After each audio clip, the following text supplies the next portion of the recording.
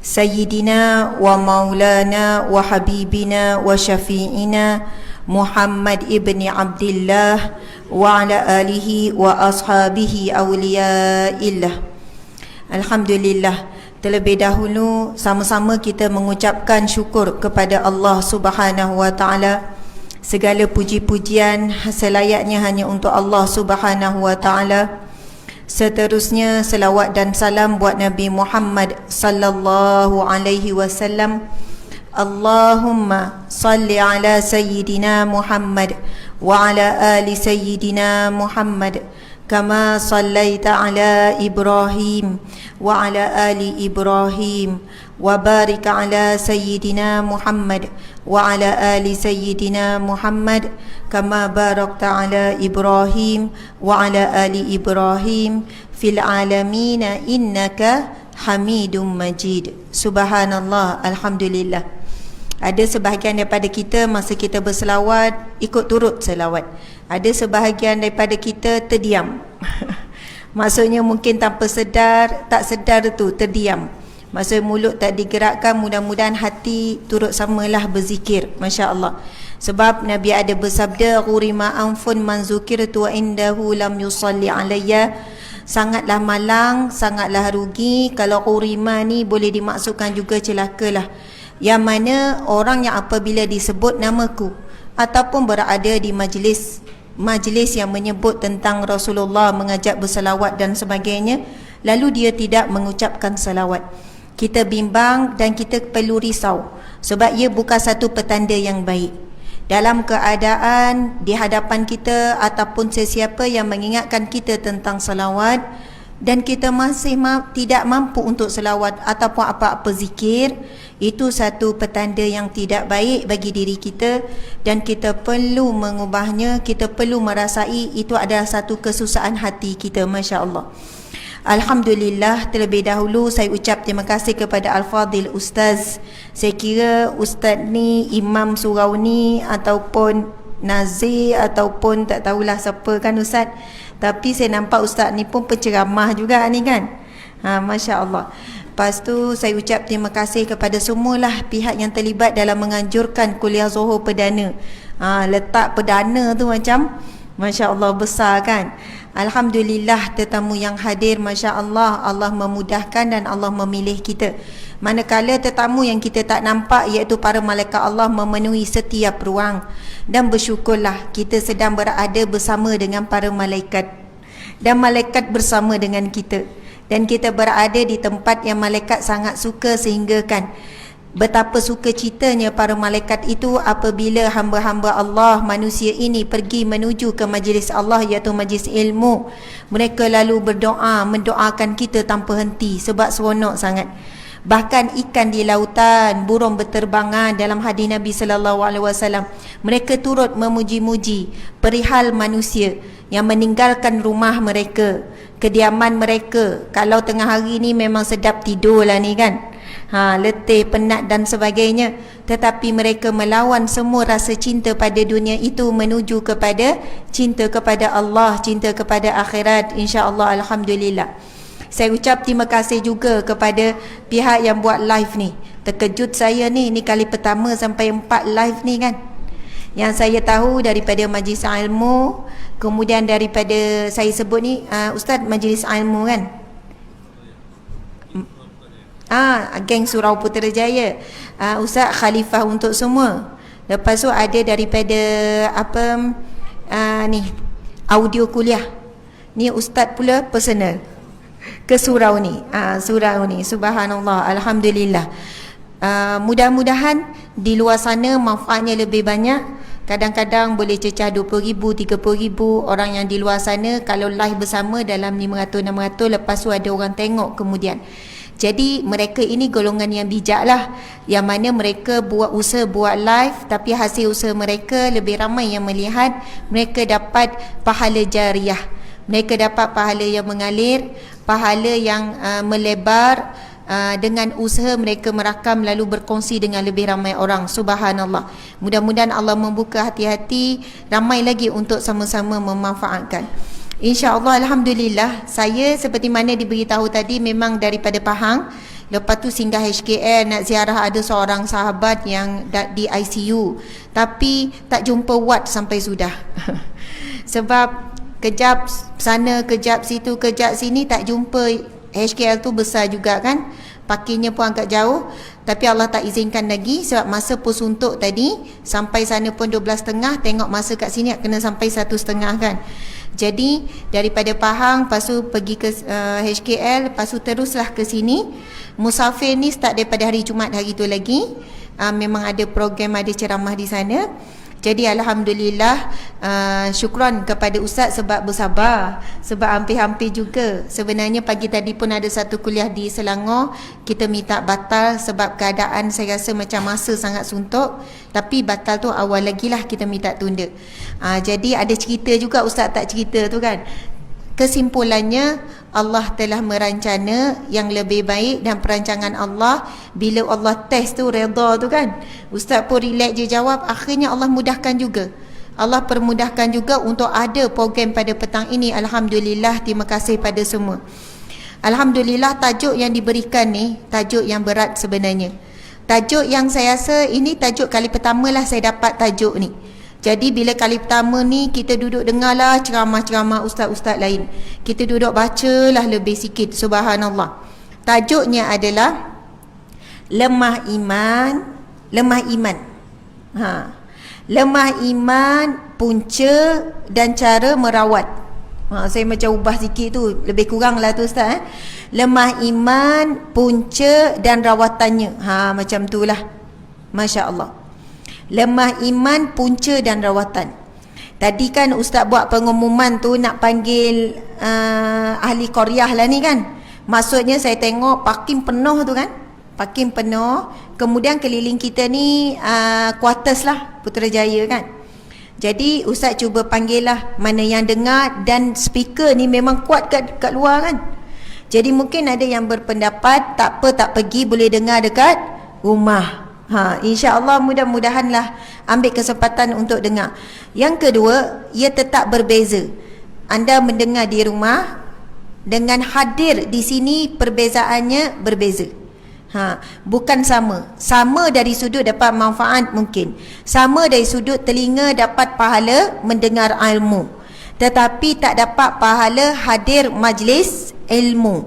Sebab hadir majlis ilmu, berdiam di majlis ilmu, duduk di majlis ilmu, ini ada bahagian yang sangat besar.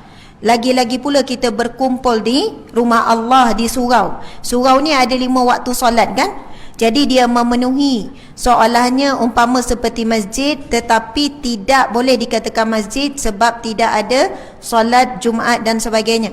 Tetapi sebagai ulama mengatakan bila kita masuk yang mana surau itu ada 5 kali solat penuh dan sebagainya. Kalau kita niat iktikaf, sebagai ulama mengatakan boleh. Maksudnya niat iktikaf, nawaitul iktikaf lillahi ta'ala, umum saja. Jadi daripada awal tadi kita niat berdiam di rumah Allah, musalla, tempat salat, masjid, tempat sujud. Masya Allah. Jadi kita akan didoakan. Majlis ini didoakan oleh para malaikat. Siapa yang duduk di sini dapat bahagian doa tersebut. Allahumma ufir lahu warhamhu wa tub alaihi. Ya Allah, ampunilah dia, rahmatilah dia, dan terimalah taubatnya. Subhanallah. Baiklah, kembali kepada tajuk kita, iaitu apakah punca-punca lemahnya iman. Punca lemahnya iman dan bagaimana untuk merawat penyakit lemah iman. Masya Allah.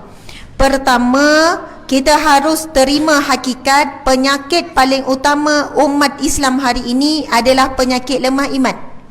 Penyakit ni semakin berleluasa dan dianggap biasa. Bahkan kita sendiri yang lemah iman tak rasa iman kita lemah, sehinggalah dilistkan tanda-tanda ciri-ciri iman lemah. Jadi marilah sama-sama kita melihat, adakah kita memiliki ciri-ciri iman yang lemah? Dan memang pastinya ada. Bahkan dalam hadis Nabi SAW, Nabi ada bersabda, akan tiba suatu saat, suatu ketika, umat Islam kamu ni umat Islam ni dikerumuni oleh para musuh Islam, oleh kufar, oleh musyrik. Kamu ini dikerumuni daripada pelbagai penjuru. ibarat seperti orang yang lapar mengerumuni makanan. Pernah dengar hadis ni kan? Orang lapar mengerumuni hidangan. Macam mana kalau lapar kerumun hidangan? Ini lapar ke kenyang ni? Kenyang kan? Kalau kenyang, tengok makanan walaupun sedap, walaupun kita suka, kita tengok macam tu je. Tapi kebetulan tengah lapar, kelaparan, makanan pula memang kita suka, nasi biryani gam ke apa ke, macam mana rupa kita masa tu? Anak tu dah tak kisah dah tu. Pandai-pandai lah. Dan lapar ni, saya lapar ni, Umi lapar ni, contoh. Kita mesti fikir diri kita dulu. Lepas tu cara orang lapar ambil makanan macam mana? Sikit ke banyak? Banyak. Belum tentu habis sebab tengah lapar ni, menggigil ni, craving ni orang kata ni.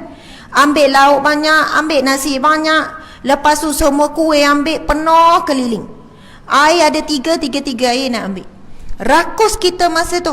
Padahal belum tentu kita mampu nak habis. Ibarat Nabi kata suatu saat nanti akan tiba satu saat di kalangan umatku, maksudnya umat akhir zaman ini, kitalah akan dikerumuni oleh para musuh Islam umpama seperti orang yang lapar mengerumuni makanan. Kemudian sahabat bertanya, ya Rasulullah, kenapa ya Rasulullah? Adakah ketika itu umat Islam sikit? Adakah ketika itu kita sangat sedikit ya Rasulullah?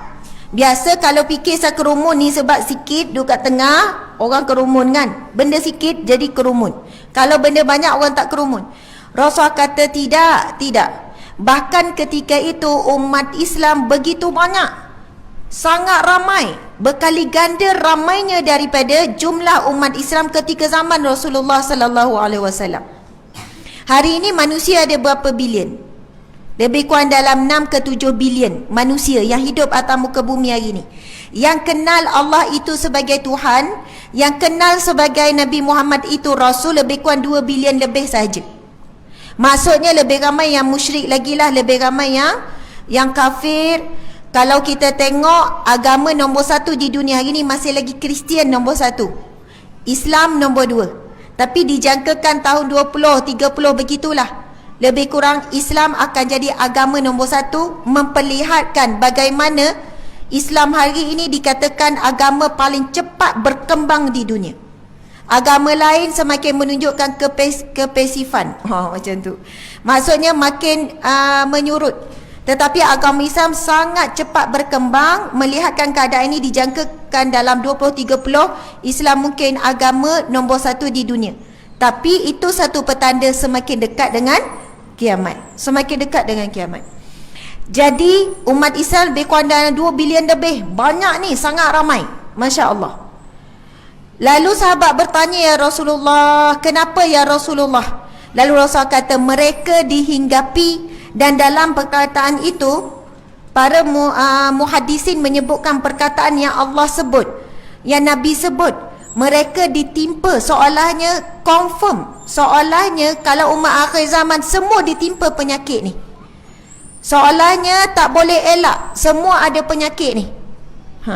Iaitu Nabi sebut 2 kan. Nabi sebut penyakit al-wahnu.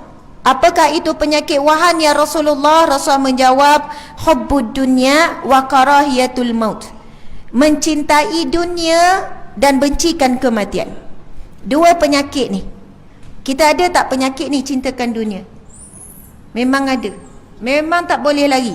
Penyakit cintakan dunia, dan yang kedua kita takut sangat nak mati. Bahkan kita benci nak mati tu, tak sukanya, takutnya nak mati tu, yang bercakap pun sama, takut nak mati. Takutnya kita nak mati, kalau ada sakit sikit kita akan cepat berubat. Memang kena berubat pun. Dan takutnya kita nak mati, kalaulah ada ubat yang kata sekian-sekian, hindar daripada semua penyakit, walaupun mahal, mungkin manusia hari ni akan sanggup beli. Kalaulah disebutkan ni penawar kepada semua penyakit ni, tapi tempatnya jauh, harganya mahal, manusia akan sanggup pergi. Masya Allah. Tetapi bila dikhabarkan tentang ini ada majlis ilmu ni, ini adalah untuk akhirat ni, tak ramai yang bersusah payah untuk hadir. Masya Allah. Sedangkan inilah antara jalan persiapan untuk menghadapi kematian. Orang yang benar-benar takut mati, dia akan cari persiapan, antaranya hadir majlis ilmu. Subhanallah. Jadi Nabi ada bersabda, sesungguhnya umat akhir zaman, maksudnya manusia itu tak boleh lari daripada dua penyakit ni. Salah satunya hadis Nabi sebut, melainkan mereka yang sentiasa berdoa daripada Allah supaya selamat daripada penyakit ni. Maksudnya kalau orang tanya macam mana nak selamat daripada dua penyakit ni, sentiasa mohon doa dengan Allah, ya Allah selamatkanlah aku daripada penyakit wahan. Nabi sebut penyakit, dan penyakit ini memang berjangkit daripada mak ayah yang ciptakan dunia, anak-anak pun ciptakan dunia. Hari ini kita tengok kanak-kanak, budak-budak pun materialistik, perasan ke tidak? Anak-anak, budak-budak pun dia tahu ni nak kereta besar, nak rumah besar, dia nak gini. Kalau cerita pasal kawan, saya dengar perbualan anak saya lah, Umi, dia orang kaya Umi, rumah dia besar, rumah dia ada swimming pool. Umi, dia kaya Umi, dia duit banyak. Mak hari tu dia pergi jalan sini, jalan situ. Umi, maksudnya kadang-kadang percakapan anak kita tu kita nampak keduniaan. Kita nampak bagaimana dalam fikiran anak kita sendiri, kalau ada kelebihan dari sudut harta, itu satu kemuliaan. Sebab itu para ulama ada sebut di antara ciri-ciri orang cintakan dunia. Ini penyakit hati lah ni, kan, lemah iman kita lah. Yang pertama, kedekut apabila untuk bersedekah, sayang harta, dan kita suka kumpulkan harta. Sebenarnya banyak harta tak ada masalah, tak ada masalah. Sahabat Nabi kebanyakannya bukan sekadar jutawan, tapi dia orang tu bilioner, dia orang tu teknokrat, konglomerat. Maksudnya bisnes-bisnes besar, bukan setakat dalam negara. Dia orang tu ekspor ke luar negara, ke Syam dan sebagainya. Syam ni berada di mana hari ni kalau dalam peta dunia? Syam ni berada di sempadan apa? Sempadan Syria, kemudian sempadan, ada 4 negara. Dikatakan itu yang paling sahih lah, dipecah-pecahkan oleh Eropah, dipecahkan ni petanya, dia berada di tengah-tengah. Syria, kalau tak silap, Palestin, Syria Palestin dekat ke? Ya, Syria, Palestin, satu lagi negara apa ya? Jordan. Lepas tu ada satu lagi negara, Lebanon ke? Maksudnya Syam ni yang selalu sebut Syam ke negara Syam dan sebagainya ni, Rasulullah pergi buat perniagaan di Syam dan sebagainya, negaranya berada di tengah negara yang sangat strategik di antara tempat perdagangan dunia pada ketika itu. Masya Allah. Maksudnya kita tahu para sahabat Nabi ramai orang-orang kaya, tetapi yang dilarang dalam agama kita adalah menghimpun kekayaan, menimbun kekayaan. Maksudnya daripada harta yang Allah beri, dia hanya menimbunkan kekayaan untuk diri dia. Dia duduk tambah aset, kan, beli tanah, duit makin banyak dia beli tanah. Lepas tu beli rumah, lepas satu rumah 10 buah rumah pun tak cukup lagi. Kemudian beli lagi kereta sampai 5,000 biji kereta. Ada manusia hari ni sampai 5,000 biji kereta, 6,000 biji kereta. Maksudnya hartanya itu memang banyak Allah kurniakan, tetapi dia menjadi satu musibah. Dia hanya himpun. Tak salah kejar kekayaan, tetapi jadilah jutawan kaya dunia dan akhirat.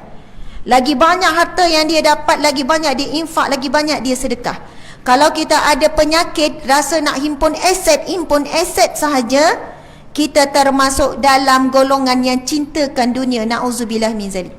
Kemudian yang kedua, ciri-ciri orang yang cintakan dunia antaranya ialah merasakan apabila dapat dunia, dapat kemuliaan, dapat penghormatan. Kalau dapat tukar kereta sekian-sekian, rasa macam dia akan jadi orang yang lebih mulia. Bawa kereta kecil rasa malu, rasa segan, parking jauh-jauh, contohlah, kan. Rasa segan dan rasa berbangga dengan harta yang dia ada, dan dia rasa dia mulia dengan harta tersebut. Target dia dalam kepala dia nak beli rumah 3 tingkat, nak banglo, contoh. Tetapi tak apa ada cita-cita tu. Untuk apa? Kalau dia rasakan dengan dia memiliki rumah yang besar, dia rasa dia akan dihormati, dia dimuliakan, dia rasa itulah bentuk kemuliaan, maka dia ada ciri-ciri cintakan dunia, ada penyakit iman yang lemah, penyakit hati. Kemudian yang ketiga, bukan yang ketiga, ciri-ciri lagi cintakan dunia yang kedua tadi, dia sangat mencintai pangkat. Sampai dia bekerja, dia buat apa, tujuannya untuk naik pangkat, dia rasa dengan pangkat itu dia akan dimuliakan. Maksudnya orang yang mencari kemuliaan hidup dengan dunia, ini ciri-ciri orang yang penyakit hubbud dunia, cintakan dunia. Faham ya? Dia cari kemuliaan dirinya melalui dunia. Subhanallah. Sedangkan dalam hadis Nabi, Nabi sebut dunia ini tidak lebih daripada bangkai kambing yang cacat. Maksudnya bagi orang yang beriman, yang cintakan akhirat, bagi mereka dunia ini busuk, dunia ini kotor, dunia ini adalah hanya tempat bermain-main, umpama permainan yang mana bila lelah berhenti main, tak seronok dalam main tu, sementara sangat.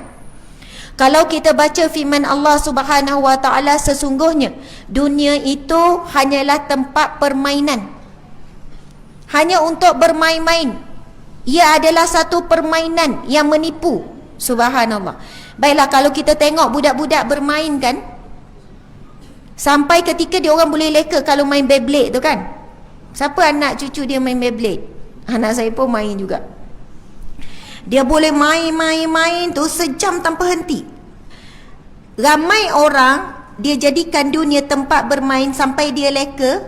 Dia leka dengan dunia, dia lalai, akhirnya dia kurang beribadah. Budak-budak kalau leka dengan permainan, lapar tak rasa lapar. Bila suruh semayang barulah lapar lah. Boleh tak nak makan dulu? Yang sejam main tadi tu tak ingat lapar tak? Ramai mana orang leka dengan TV, dengan hiburan, dengan drama, masa tu tak lapar. Bila nak pergi solat, nak baca Quran, barulah lapar, rasa memulas. Itu ciri-ciri kita memang ada penyakit cintakan dunia. Subhanallah. Jadi Masya Allah, siapa yang mencari kemuliaan melalui dunia, dia ada ciri-ciri penyakit cintakan dunia. Dia kata dengan kereta ni dia dimuliakan, dengan rumah sekian, dengan pangkat sekian, dengan pengaruh sekian, dia rasa dia dimuliakan. Sedangkan orang yang beriman, orang yang mencintai akhirat melebihi dunia, dia mencari kemuliaan di majlis-majlis ilmu. Dia tahu bila berada di majlis ilmu, dia sedang dimuliakan oleh Allah, oleh para malaikat. Dia mencari kemuliaan, dia belajar Al-Quran sebab dia faham. Rasulullah kata khairukum man ta'allama al-Quran wa 'allamahu. Yang paling mulia di kalangan kamu, yang paling baik di kalangan kamu, Nabi kata, orang yang banyak menghabiskan masa hidupnya untuk belajar Al-Quran dan mengajarkannya semula. Jangan kita dua-dua pun tak. Belajar pun kurang tentang Al-Quran, sama ada belajar baca Al-Quran dengan baik ataupun hadir majlis-majlis ilmu yang bicarakan tentang Al-Quran, tadabbur Al-Quran. Ni kita ni sedang belajar tentang Al-Quran dah ni. Sebab apa yang kita cakap datangnya daripada Al-Quran ataupun hadis Nabi SAW. Jadi orang yang mencari kemuliaan akhirat, dia mesti jalan-jalan ibadah. Masya Allah. Sebab itu untuk jadi mulia pada pandangan Allah, pada pandangan agama Islam, ia lebih mudah daripada mencari kemuliaan bagi pandangan manusia. Sebab cleaner boleh jadi mulia, tukang basuh tandas boleh jadi mulia, tukang jurutol boleh jadi mulia, siapa pun, tukang sapu, tukang potong rumput, walaupun dilihat itu bukan pekerjaan yang mulia, Masya Allah, driver taksi ke apa ke, semua boleh jadi mulia mengikut pandangan Allah Subhanahu wa taala. Masya Allah. Saya banyak kali guna Grab. Saya suka. Bukan Grab sajalah, kereta sewa. Kan Grab ni salah satu jenama je. Takut Ustazah promosi Grab pula. Ada Uber, ada semualah. Kadang-kadang untuk urusan dekat-dekat, sekarang ni kadang rasa tak larat kita guna kan. Kita pun boleh tengok profil dia, rasa selamat. Walaupun mereka mungkin buat pekerjaan mereka tu mungkin tak dipandang. Ada buat full time, ada orang susah. Tetapi saya kenal ramai pemandu-pemandu ni, orang yang bagi saya subhanallah mungkin tak dimuliakan oleh masyarakat, tetapi kedudukannya sangat mulia di sisi Allah Subhanahu Wa Taala. Ada saya naik, saya suka tanyalah, suka borak kan, macam mana rezeki, okey, macam mana, ramai tak pelanggan? Ramai yang jawab, tak ada ustazah, bukan ustazah, tak kenal saya lah kan. Rasa macam ada artis kan, tapi tak kenal pun. Lepas tu dia kata, tak adalah, susah lah sekarang, 4 jam pun payah, 2 jam pun payah, duduk melongok, kadang sehari dapat 2-3 je. Oh payah sekarang ni, banyak sangat gini-gini. 80% ramainya yang merungut. Kemudian saya akan jumpa jarang-jarang. Yang mana yang jarang-jarang ni, bila kita tengok muka dia, dia sambut kita pun dah lain. Sila masuk puan, lain dah. Air muka dia pun lain. Kita pun rasa macam senang hati, rasa tenang. Kemudian bila kita tanya, cik, macam mana? Okey tak? Ni cari rezeki melalui bawa kereta sewa ni, kan? Alhamdulillah, subhanallah, alhamdulillah, syukur. Sikit ke banyak, rezeki daripada Allah. Kemudian yang kedua dia jawab, alhamdulillah, tak berhentilah. Pelik kan? Dalam masa orang kata tak ada pelanggan, ada yang kata tak berhenti pelanggan. Kecuali saya akan off, baru tak ada orang. Bila encik off? Bila masuk waktu salat. Masuk waktu salat, saya akan off. Berapa minit sebelum waktu salat, saya mesti off. Sebab masa tu saya mesti ada di masjid. Walaupun saya jumpa ramai yang bekerja hebat-hebat, berhenti kerja, bukan sebab diberhentikan. Ni pengalaman saya secara peribadilah. Pegawai bank gaji dah besar, 20k lebih dah. Yang asal dulu ada rumah besar, kereta besar, saya kata lepas tu kehidupan cik sekarang macam mana? Rumah besar kena jual, kereta besar kena jual, semua kena jual. Sekarang ni lah kereta saya.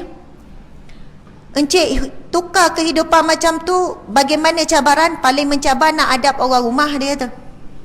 Isi saya paling susah nak terima peringkat awal. Sebab dulu jadi mem, dulu dihormati, dulu dimuliakan. Sebab ada kereta besar, ada rumah besar. Tapi sepanjang saya kerja dulu, saya terpaksa memuliakan manusia melebihi daripada Allah. Sebab dia pegawai besar, ada klien besar datang, utamakan klien walaupun dengan azam buat tak tahu. Semayang lambat, akhirnya saya sehidup saya tak tenang. Anak-anak saya nampak bermasalah. Saya dengan isteri, rumah tangga saya rasa tak tenang. Akhirnya Allah bagi saya ilham, Allah bagi saya petunjuk. Saya mesti tinggalkan pekerjaan yang menjauhkan saya daripada Allah, walaupun saya dimuliakan oleh manusia. Hebat, Masya Allah. Dia tinggal, dia kata subhanallah. Sebab kita boleh cam, dia ni orang yang berpelajaran ni, orang yang pernah ada jawatan tinggi. Sebab dia cakap pun speaking je. Tapi sekarang Masya Allah, walaupun saya kehilangan semua tu, isteri saya pun dah boleh terima. Kami dapat lebih daripada yang kami dapat dulu. Nikmat apa? Nikmat ketenangan hidup, nikmat bahagia, nikmat boleh zikir dengan tenang. Dan dia kata sekarang saya dapat nikmat solat pada awal waktu. Dan setiap kali masuk waktu, saya solat berjemaah di masjid. Subhanallah. Ini di antara cerita-cerita orang yang sanggup melepaskan dunia kerana besarnya cintanya kepada akhirat, cintanya kepada Allah Subhanahu Wa Taala. Allahu Akbar. Baiklah, tadi nak sebut ciri-ciri penyakit hati tu kan. Pertama, siapa yang memiliki ciri-ciri memiliki penyakit ini, kita muhasabah. Apabila melakukan ibadah tak rasa apa-apa. Ramai di kalangan kita sebut macam tu kan. Ustazah, solat, lepas solat tak rasa apa-apa. Masa solat pun tak rasa apa-apa. Pernah tak kita rasa macam tu? Pernah kan? Sebelum solat marah, lepas solat masih marah lagi. Sebelum solat tak marah, lepas solat marah. Sebab tengah solat tu tengok baju yang duk lipat elok tu, anak kita terbalikkan. Tengah semayang tu, satu-satu dia leraikan, satu-satu. Kita duduk nahan tu, tunggu lepas semayang, tunggulah. Tak sempat zikir, tak sempat apa, bagi salam je terus kejar budak tu. Masya Allah. Maksudnya ibadah yang kita buat diambil, diangkat kemanisan. Masya Allah. Tak rasa manis dalam buat ibadah. Bila kita solat, kita cakap tak rasa apa-apa. Baca Quran tak rasa apa-apa. Zikir tak rasa apa-apa. Dah buat dah zikir 100 kali, istighfar 100 kali tu, 100 kali ni, hati rasa macam sama. Seolahnya sebagaimana yang Allah sebut dalam Al-Quran, kemudian summa qasat qulubukum, kemudian hati mereka menjadi keras, dikeraskan oleh Allah. Bahkan Allah sebut lebih keras daripada batu. Subhanallah. Batu kan bila letak air mengalir macam tu je kan, tak lekat pun. Soalnya zikir tak lekat pada hati, semayang tak lekat pada hati. Ini ciri-ciri iman yang lemah, hati yang keras. Kemudian ciri-ciri yang kedua, ciri lemah iman lah ni, buat ibadah tak rasa nikmat, hilang kemanisan. Yang kedua, buat maksiat tak rasa berdosa. Buat maksiat tak rasa apa-apa. Buat maksiat. Contoh maksiat tak rasa apa-apa kalau kita tengok maksiat pada anggota badan kita. Pertama, maksiat mata. Maksiat mata ni mana lagi berat? Orang lelaki ke orang perempuan? Laki ke perempuan Ustaz? Orang lelaki ya. Tengok apa Ustaz? Tengok perempuan. Masya Allah. Ujian bagi orang lelaki, suka melihat yang cantik-cantik, perempuan lah. Yang mendedahkan aurat, itu ujian bagi lelaki. Ujian bagi perempuan, suka jadi cantik dan suka dilihat. Suka tengok diskaun. Oh, tengok tu ni Tuan Haji ni, ni meluah perasaan ni. Suka tengok diskaun. Aduh, pening kepala kan. Asal sale je tengok melilau, lepas tu tengok Lazada, lepas tu tengok ni. Subhanallah. Memanglah banyak sebenarnya maksiat mata, sama ada perempuan ataupun lelaki. Mata ni kan Nabi sebut, subhanallah, mata apabila melihat, ada riwayat kata 3, ada kata 4. Melihat saja dapat pahala, betul kan? Pertama, apabila mata itu melihat Al-Quran.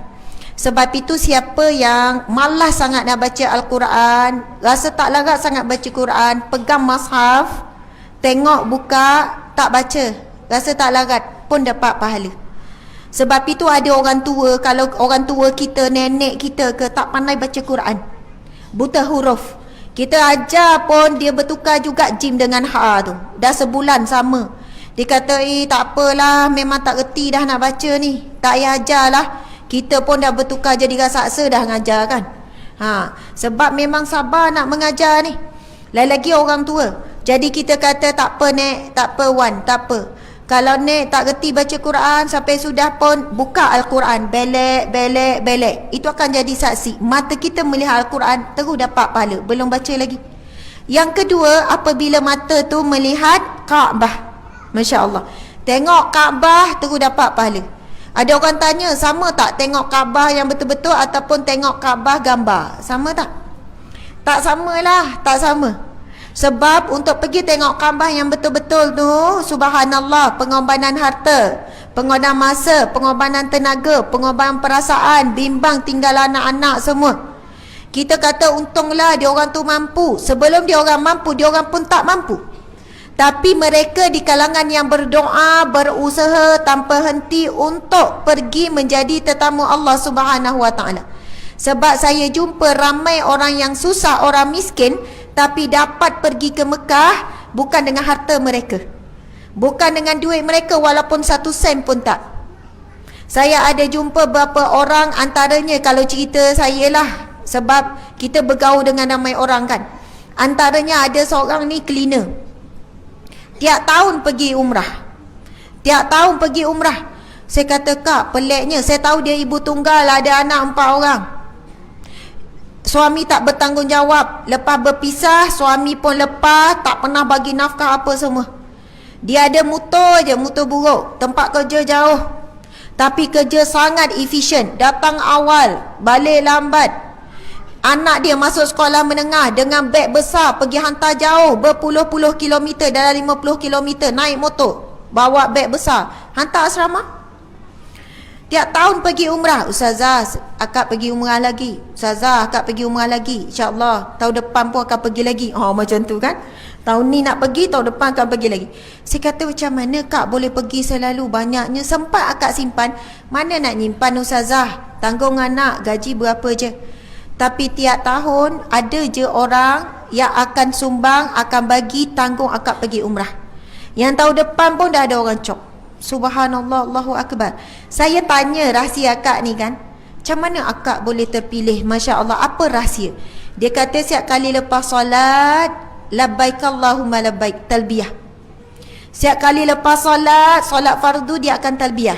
Labbaik Allahumma labbaik. Sambil tu dia kata menangis, ada gambar Kaabah kat rumah dia, dia tampal gambar Kaabah, tengok gambar Kaabah, lepas tu dia talbiyah, dia membayangkan dia akan berada di hadapan Kaabah. Subhanallah. Ini golongannya bukan dia nak pergi umrah, memang dia nak pergi umrah betul, tetapi golongannya Allah nak dia berada di hadapan Kaabah. Beza ya.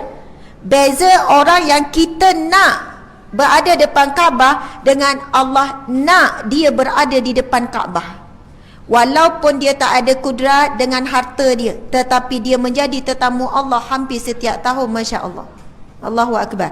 Melihat mata, mata melihat Kaabah. Yang ketiga, mata melihat apa? Melihat wajah ibu bapa. Subhanallah.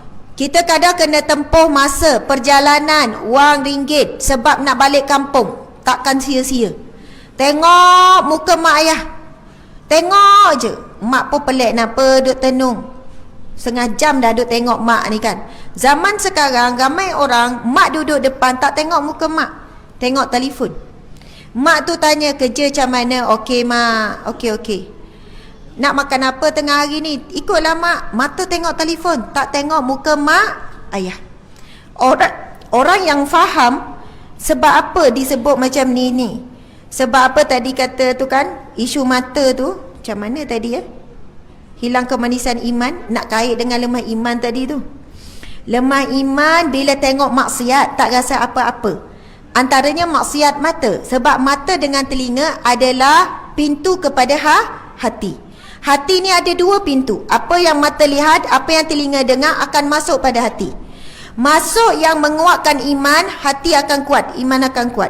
Masuk yang melemahkan iman, tengok benda yang melemahkan iman, dengar apa yang melemahkan iman, hati akan lemah. Hati inilah. Hati ni pintunya tu, dan iman duduk di hati. Sebab itu bila saya sebut pasal mata, bila kita banyak buat ibadah mata, dia akan mengalahkan maksiat mata. Masya Allah. Mata tengok Al-Quran banyak, mata melihat Kaabah, mata melihat wajah ibu bapa. Subhanallah. Ada yang keempat, sebahagiannya ada menurut riwayat mengatakan, ada hadis mengatakan yang keempat melihatlah laut. Tengok laut, pergi ke pantai tengok laut dengan kebesaran Allah. Kagum dengan kebesaran Allah. Masya Allah, itu di antara cara-cara untuk mendapat pahala mata. Yang saya sebut yang ketiga tu kan, melihat wajah ibu ayah tu. Saya ni selit dengan cerita boleh ya?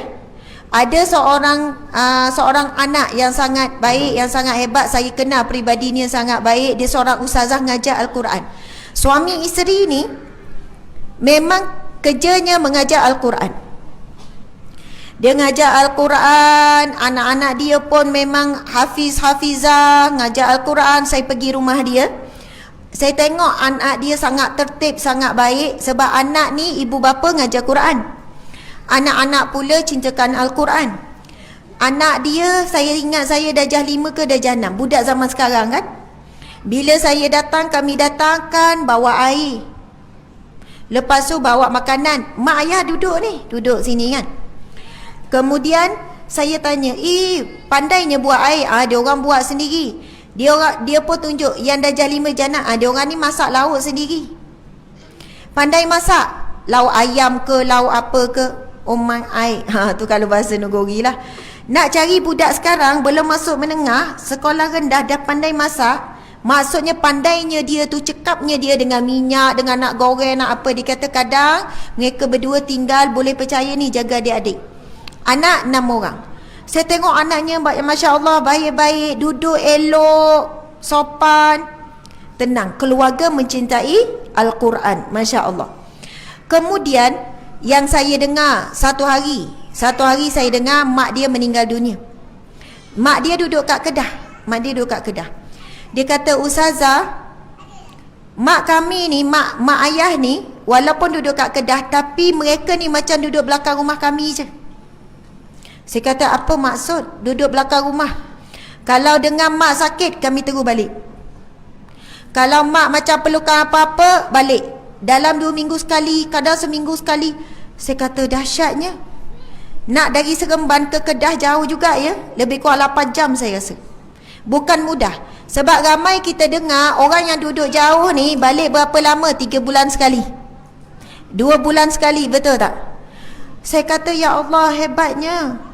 Ya tu, kalau dengar mak kata pening kepala, bukan sakit tenang ni, balik. Masya Allah.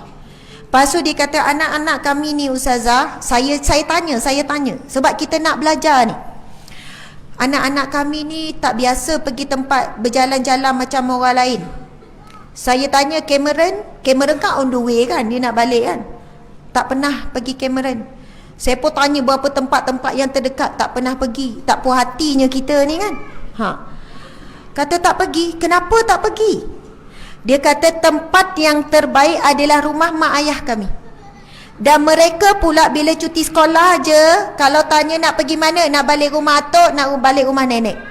Sebab berjayanya ibu ayah ni didik anak mereka mencintai nenek atuk dia, menghormati orang tua, dan berjayanya mereka menjadi contoh bagaimana anak yang sangat berbakti pada orang tua. Masya Allah, hebat. Sebab apa? Orang yang yakin, iman kuat, percaya dengan apa yang Nabi sebut, hanya dengan melihat wajah ibu bapa diberi ganjaran pahala, sanggup tempuh perjalanan yang jauh. Lepas tu tak habis lagi cerita ni. Saya boleh tanya tentang bagaimana baiknya dia ni, bagaimana dia kata bukan sebab kami yang baik Ustazah, sebab betapa hebatnya ibu bapa kami, ibu kami mendidik kami, mendidik saya. Ni dia ustaz cerita pasal tak cerita pasal mak ayah Ustazah, isteri dia. Dia kata, Ustazah, mak saya orang kampung biasa, adik-beradik ramai 10 orang, lebih kurang 8 ke 10 orang. Tetapi kami daripada kecil membesar dengan melihat mak saya sentiasa dengan Al-Quran. Ayah penoreh getah je, orang biasa, orang kampung. Tapi mak ni kan sibuk uruskan anak, 8 ke 10 orang, tak siap saya 10 orang. Tapi seolahnya saya membesar melihat mak saya waktu rehatnya mesti Al-Quran. Bahkan dia boleh khatam Al-Quran sebulan 2 kali. Kadang-kadang sebulan 3 kali. 10 hari khatam, 10 hari khatam. Bahkan kalau kami baca Al-Quran dalam rumah, dia duduk kat dapur, dia tengah masak, dia boleh tegur mana-mana ayat. Bukan orang tua zaman dahulu kala ni, orang tua macam kita ni, zaman sekarang ni, yang mungkin kita kata dah dia tak ada kerja lain, dia tak sibuk. Dia sama macam kita, sibuk, anak ramai. Tetapi kerana imannya kuat, dia yakin orang yang mulia apabila orang yang memuliakan Al-Quran, sebagaimana hadis Nabi SAW Nabi sebut, sesungguhnya Allah akan memuliakan seorang hamba dengan Al-Quran dan menghinakan seseorang hamba dengan Al-Quran. Jadi orang yang kurang baca Al-Quran, lain lagi tinggalkan Al-Quran, itu manusia yang hina, walaupun dia dipandang mulia oleh manusia, walaupun ada pangkat yang tinggi, ada harta yang banyak, ada kedudukan, pemimpin yang hebat dan sebagainya. Tetapi kalau dia jauh dengan Al-Quran, dia adalah manusia yang hina. Tapi walaupun dia tak ada apa-apa, tapi dia mulia, dia jaga hubungan dengan Al-Quran, itulah manusia yang dimuliakan oleh Allah Subhanahu Wa Taala. Golongan VIP di dunia, VIP di akhirat. Ini VIP yang sebenar. Tapi tak adalah kemuliaan pada pandangan manusia, Masya Allah. Jadi saya nak cerita, dia kata ibu dia ni hebat, didik ni anak ni dengan Al-Quran apa semua. Sebab itu dia kata, jangan kata kami anak yang hebat sebab menghormati ibu bapa. Sebab itu kita ni jangan ingat anak kita pula, harap anak saya tak adalah nak balik. Kita ibu yang macam mana? Adakah kita ibu hebat sebagaimana ibu ni? Ibu yang seperti itu akhirnya Allah beri apa? Keterikatan anak. Bagaimana anak ni boleh hormat ibu ni untuk melihat wajah ibu ayah. Kemudian dia cerita lagi, Ustazah, kalau kami balik kampung, contohnya raya ataupun baliklah bila ziarah, kami tak akan keluar daripada rumah ibu bapa kami, rumah mak, melainkan mak ikut sama. Kalau 3 hari tu mak tak nak ikut, 3 hari kami tak ke mana-mana melainkan dalam rumah saja. Kecuali keperluan, nak pergi beli barang kat pasar, suami pergi.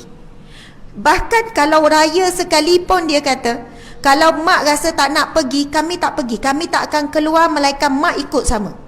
Walaupun mak kata, pergilah kamu anak beranak, pergilah jalan rumah kawan-kawan tu, pergilah bawa anak pergi taman. Kadang kita kan, saya sendiri pun balik Terengganu lama-lama sekali, mak nak pergi keluar, nak pergi makan kepok lekor, dah ajak mak tak nak, kita pun pergilah keluar anak-anak kan. Nak bawa pergi taman, mak kata gila, mak tak larat lah. Tapi punya prinsip dia, kami tak akan keluar melainkan apabila ibu, ayah akan ikut sama. Kalau mereka tak larat, kami berdiam saja di rumah. Kalau 3 hari, 4 hari tak keluar. Sebab apa? Itulah waktunya kami manfaatkan nak tengok wajah ibu ayah kami, nak berbakti, nak berada bersama mereka sepenuhnya. Masya Allah. Sebab waktu lain duduk jauh, tak boleh nak berbakti. Ini hasil didikan ibu yang hebat, betul kan? Akhirnya anak pun menjadi anak yang sangat berbakti kepada orang tua. Masya Allah. Jadi kita baca tadi, kita sebut antara tanda-tanda lemah iman, iaitu yang pertama, buat ibadah tak rasa apa-apa, baca Quran tak rasa apa-apa. Kemudian yang kedua, buat maksiat tak rasa apa-apa. Tengok perempuan dedah aurat, tengok macam tu, tak rasa apa-apa. Tuan-tuan dekat sini, ustaz-ustaz kan, kalau melintas seorang perempuan seksi, rasa apa? Cik ni rasa apa? Takut? Rasa takut? Ya ke? Subhanallah, kalau rasa takut. Saya nak tanya, anak-anak kita yang kecil-kecil ni kan, yang masih kanak-kanak ni, cucu-cucu kita kan, bila tengoklah pendedahan aurat, ataupun orang bukan Islam pakai tingkat seluar pendek lagi kat Putrajaya kalau pergi ni kan, kadang dia orang jogging apa semua kan, anak kita bila tengok itu budak-budak, kita rasa macam okey lah, dia orang tak ada dosa. Dia orang tengok dengan pandangan biasa ataupun pandangan yang macam rasa bukan nak kata jijik, rasa macam mana, rasa malu.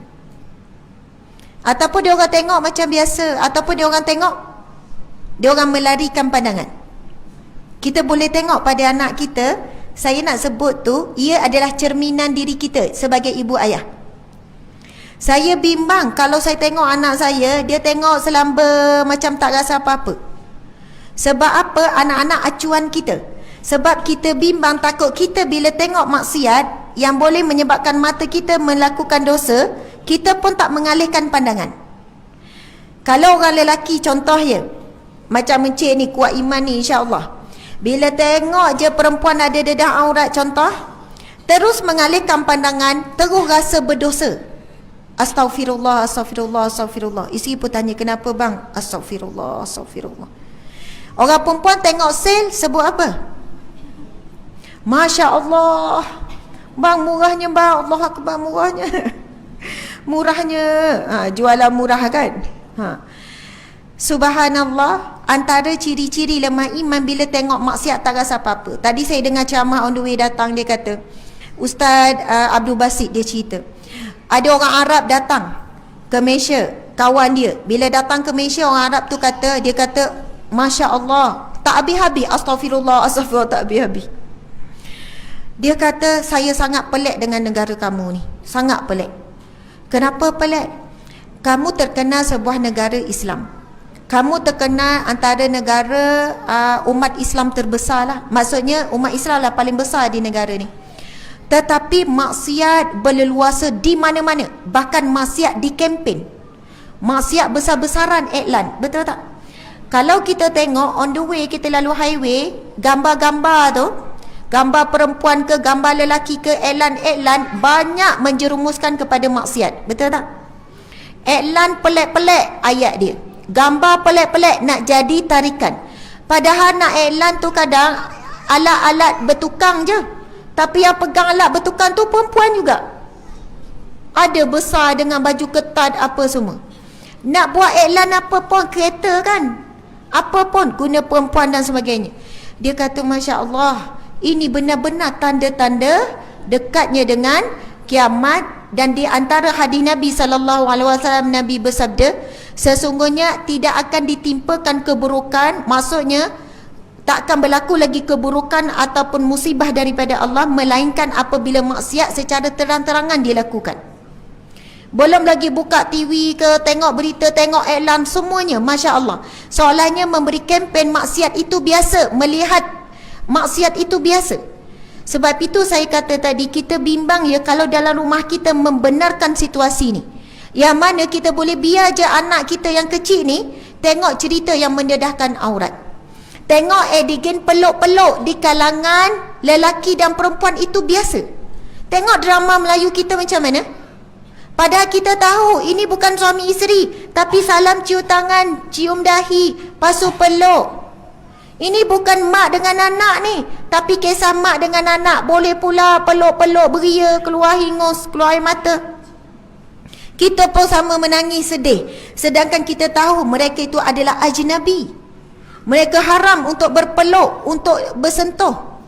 Mereka boleh buat adegan dalam bilik romantik suami isteri. Cerita Melayu kita pun dahsyat.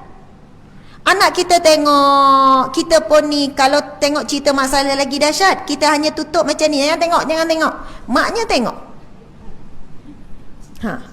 Kalaulah benda ni masuk dalam rumah kita, bayangkan anak kita ni bila tengok dekat luar, sebab tu dia tak heran. Bayangkan dia membesar dengan tak rasa berdosa bila melihat dosa. Tak rasa nak istighfar.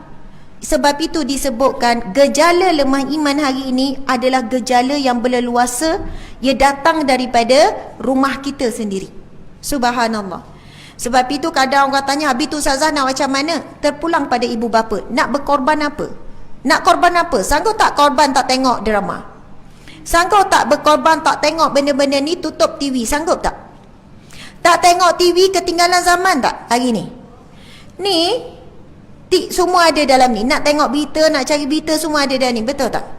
Satu ketika kami kata, dahsyatnya, tak boleh nak kawal dah ni. Astro tak boleh nak kawal. Ni Ustazah ni kan direct sebut kan. So kalau ada Astro, anak ni pilih-pilih, betul kan? Akhirnya mula potong Astro, pasang Enjoy. Lepas tu bila pasang Enjoy, cerita-cerita tu pun tak habis-habis. Dia tahu kartun pun 24 jam dapat lagi. Akhirnya potong Enjoy, tinggallah TV seketul kan. Lepas tu download. Kita tahu anak perlukan hiburan. Kami download cerita-cerita yang boleh ditapis, cerita yang baik, kartun pun yang telah ditapis, download. Suami download. Time dia orang nak berhibur, time dia orang dah penat, kita pasang yang tu dalam kawalan. Masya Allah. Akhirnya bila dia keluar, dia nampak benda yang tak elok, dia terus paling. Astaghfirullah. Mata macam ni. Astaghfirullah. Subhanallah. Sebab apa?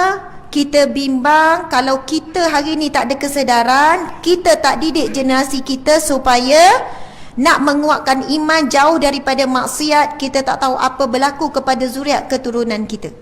Dan benda tu sebenarnya kita boleh buat, kita perlukan pengorbanan sikit. Subhanallah. Baiklah, saya rasa nak kena habiskan dah ni Ustaz ya. Pukul berapa minit lagi? Terpulang. Bahaya tu terpulang. Jadi kita pun memang nak pulang kan. Baiklah. Yang pertama tadi, tanda lemah iman, beribadah tak rasa nikmat. Lepas tu yang kedua, buat maksiat tak rasa apa-apa. Masya Allah. Ini adalah dua tanda yang paling utama. Kalau nak list sangat banyak. Saya pun list banyak. Saya pun baca tadi banyak. Tanda penyakit hati, bila buat ibadah riak, ujub, takabur, hati keras, susah nak menangis, itu semua tanda lemah iman. Ada hadis Nabi SAW, bacalah Al-Quran dan kemudian menangislah. Kalau kamu tak mampu menangis, buatlah menangis, Nabi kata. Pernah tak kita kan hadir satu majlis ilmu, lepas tu ustaz tu kan dia punya syahdu sampai ramai orang menangis. Lepas tu dia baca doa, semua orang soksek-soksek menangis. Kita tak menangis lagi. Kita pun dah risau, macam mana ni, aku tak nangis lagi ni. Tengok orang sebelah nangis. Akhirnya kita buat apa? Kita buat menangis. Kita pun tunduk, tekan mata kan, tekan, nak suruh nampak merah juga ni. Lepas tu buat bunyi. Sebab kita masa tu rasa malu, kiri kanan dah tersentuh dengan doa yang sangat syahdu, tapi hati kita ni, ya Allah, kenapa air mata tak keluar? Nabi kata bila kamu baca Al-Quran, menangislah bila baca Quran. Kalau kamu tak mampu nak menangis, buat-buatlah menangis, mudah-mudahan kamu akan menangis. Maksudnya baca Quran nak menangis ni, baca kemudian baca terjemahan. Baca terjemahan, baca lagi. Kemudian kalau kita masih tak tersentuh, walaupun baca tentang kiamat tak tersentuh juga, baca tentang syurga tak tersentuh juga, kemudian kita buat-buatlah macam menangis, ya Allah, buat-buat macam takut bila baca tentang neraka contohnya. Masa baca tak rasa apa-apa, buat-buat, astagfirullah, takutnya ya Allah. Lama-lama kita diajar, lama-lama bila baca je tentang neraka, air mata terus mengalir. Baca je tentang syurga, kita terus tersenyum dan mengalirkan air mata juga. Kita membayangkan mudah-mudahan Allah bagi kita syurga. Maksudnya benda ni kena paksa, kalau dibiarkan hati kita akan semakin mengeras. Masya Allah. Jadi sebagai penutupnya, beberapa amalan bagaimana nak menguatkan hati, iaitu menguatkan iman kita, insya-Allah. Kita rujuk hadis Nabi SAW. Nabi bersabda, Al-imanu yazidu wa yanqus. Iman ini bertambah dan juga berkurang. Al-imanu yazidu bi ta'ah. Iman ini akan bertambah bila melakukan ketaatan. Wa yanqus bil ma'siyah. Dia akan berkurang bila melakukan maksiat. Masya-Allah. Tadi tu ciri-ciri lemah iman juga antaranya mudah sensitif sangat hati dia. Mudah nak bersedih hal-hal dunia. Mudah nak kecil hati. Mudah suka berkira, buat kerja suka berkira. Ini semua tanda lemah iman. Sebab apa? Dia tak percaya Allah yang beri pahala. Dia terlalu menagih pujian manusia, terlalu menagih balasan manusia.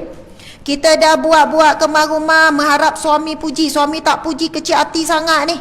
Rasa tak dihargai sangat ni. Bila buat baik pada anak, anak tak berterima kasih dan sebagainya. Tayang anak melawan cakap sikit, kita ungkit semua. Mak dulu nak lahirkan kamu macam nak mati tau. Ungkit yang lama-lama, yang 20 tahun dulu, contohlah. Ini tanda-tanda lemahnya iman apabila kita jadi terhalang melihat ganjaran Allah. Kita mengharapkan ganjaran yang cepat, iaitu di dunia. Masya Allah. Jadi tadi Nabi sebut, iman ini dia akan bertambah bila melakukan ketaatan. Cuba perhatikan firman Allah kalau dalam Al-Quran, mesti Allah akan gandengkan orang yang beriman mesti dengan beramal soleh. Orang yang beriman mesti beramal soleh. Ia mesti bergandengan berdua. Mana-mana ayat Al-Quran, kebanyakannya. Ciri orang yang beriman yang akan masuk syurga Allah, dia mesti ciri-cirinya beramal soleh secara konsisten. Sebab itu maksud al-imanu yazidu bita'ah. Iman ini bertambah dengan ketaatan, membawa maksud iman ini akan bertambah dengan semua amal-amal soleh. Masya Allah.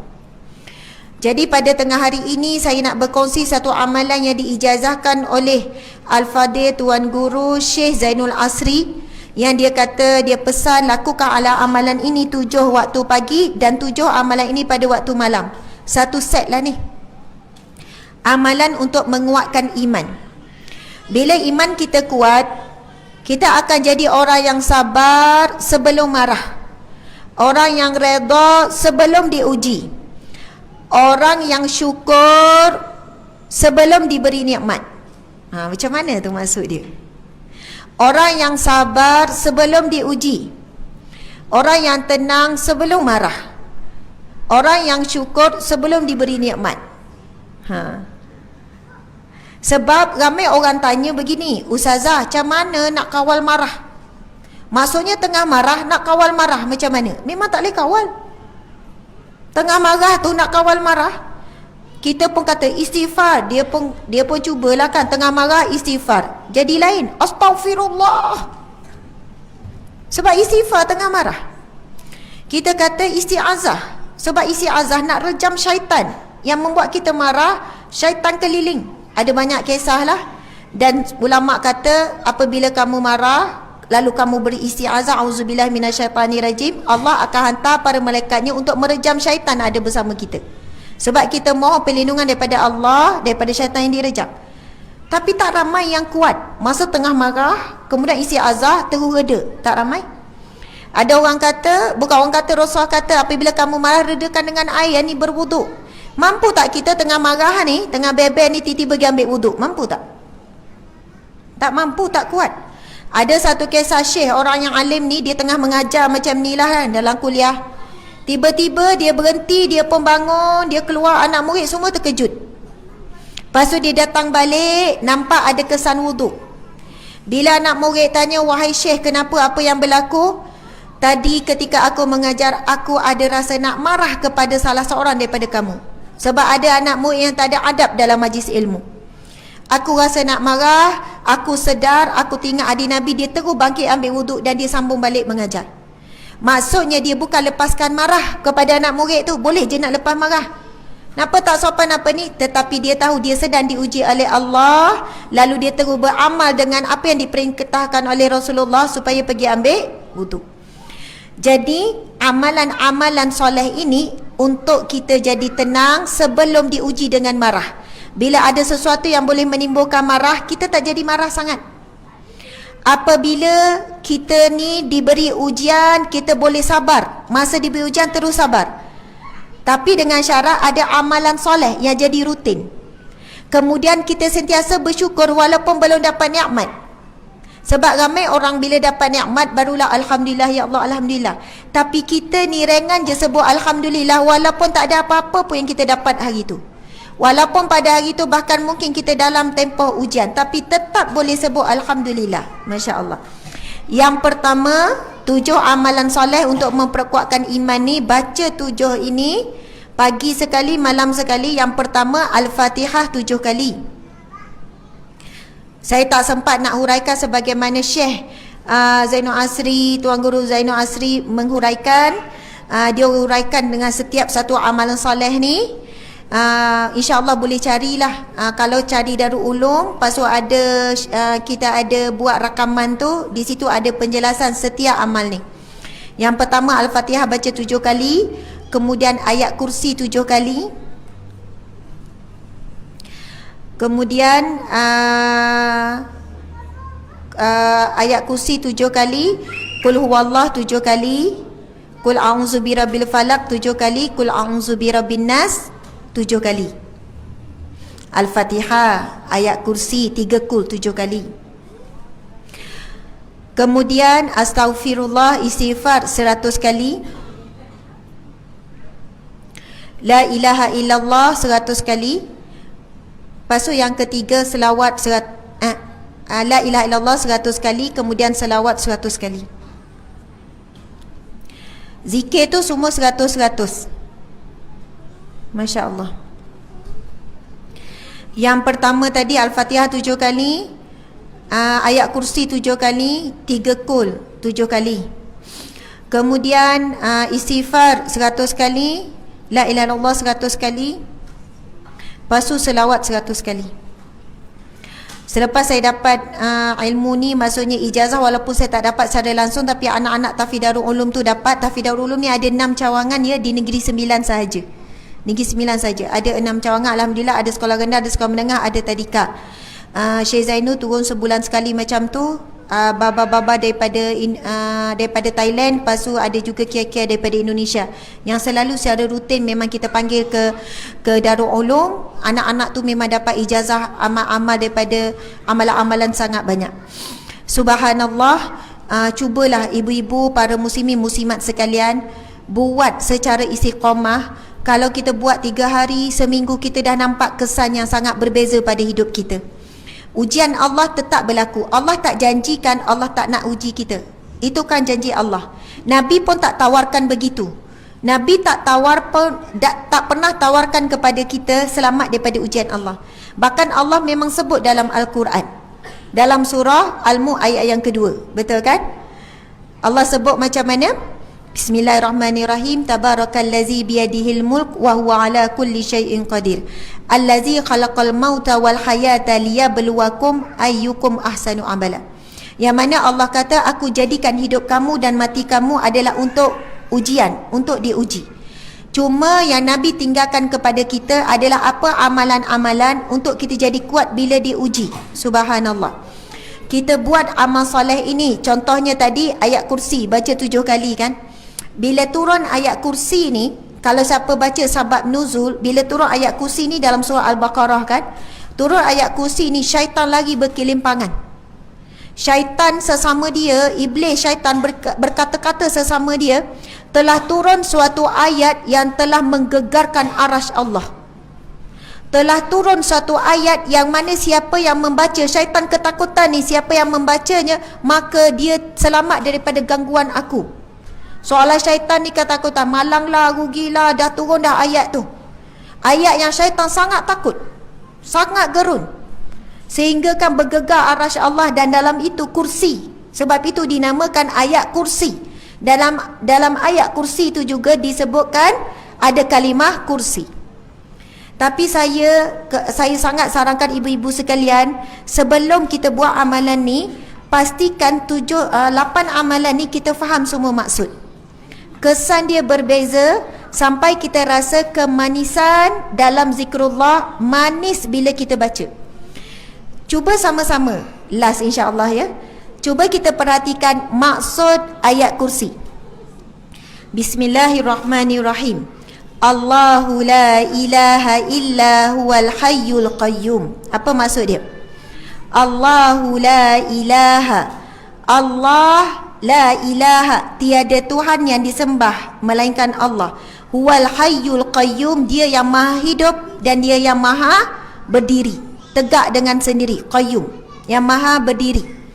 Allahu la ilaha illa huwal hayyul qayyum. Lagi, la ta'khuzuhu sinatun wala naum, yang tidak pernah mengantuk dan juga tak pernah tidur. Lagi, la ta'khuzuhu sinatun wala naum. Lagi, kena tolong sebab saya nak terjemahkan tu. Lahu ma fis samawati wa ma fil ard, baginya lah segala-galanya, baginya apa yang ada di langit dan di bumi. Lagi, man zallazi yashfa'u 'indahu illa biizni. Man zallazi, maka siapakah man zallazi yashfa'u 'indahu, yang boleh memberikan pertolongan, min 'indihi, daripada sisinya, illa biizni, melainkan dengan izin Allah. Allah nak bagi kita faham tak ada siapa yang boleh tolong kita melainkan dengan izin Allah. Tiada siapa pun yang berkuasa membantu kita melainkan Allah. Lagi, ya'lamu ma baina aydihim wa ma khalfahum, yang maha mengetahui apa yang ada di hadapan mereka dan apa yang ada di belakang mereka. Lagi, ya'lamu ma baina aydihim wa ma khalfahum wa la yuhituna bi syai'in min ilmihi illa bima sya', dan mereka itu tidak tahu apa-apa pun, tak akan mampu mengetahui apa pun, illa bima sya', melainkan dengan kehendak Allah Subhanahu wa taala. Wasi'a kursiyyuhu samawati wal ard. Wasi'a maksudnya maha luaslah kursi Allah, meliputi apa? Meliputi apa yang ada di langit dan juga di bumi. Lagi, wasi'a kursiyyuhu samawati wal ard wala ya'uduhu hifzuhuma wa huwal aliyyul azim. Wala ya'uduhu hifzuhuma, dan Allah tidak lemah, tak ada masalah. Allah tidak ada apa-apa halangan untuk menjaga keduanya. Apa yang ada langit di bumi, kursi Allah, segala-galanya, Allah tak ada masalah untuk menjaga keduanya. Masya Allah. Sesungguhnya wahwal aliyul azim, sesungguhnya Allah lah yang maha tinggi dan yang maha perkasa, yang maha hebat, yang maha mulia.